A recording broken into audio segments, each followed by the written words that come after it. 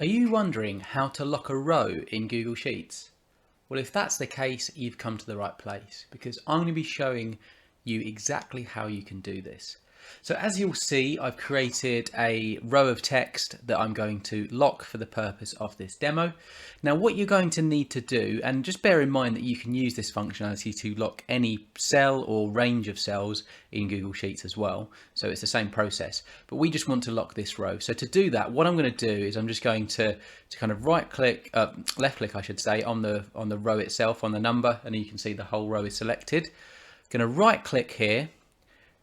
I'm going to scroll down to the bottom and we're going to look for view more row actions, and we're going to select the bottom one, which means, well, it states protect range. So click that, left click, and you'll see this appears on the right hand side. So let's just say I'm going to put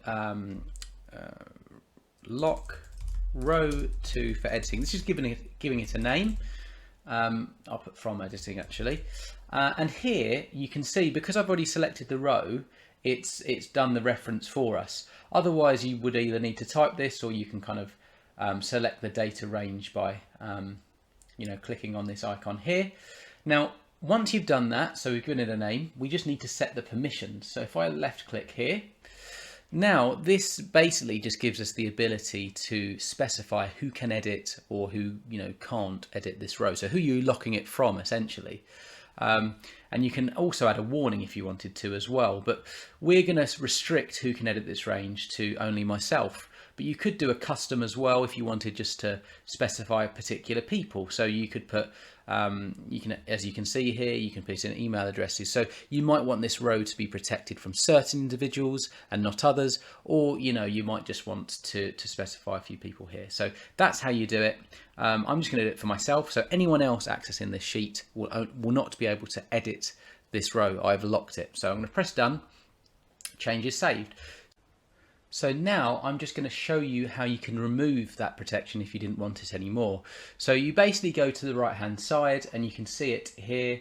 Obviously select it, and then all you need to do is basically click the delete range or sheet protection. And if you do so, you're going to get this warning message. It's basically telling you that if you do remove it, the protection has gone.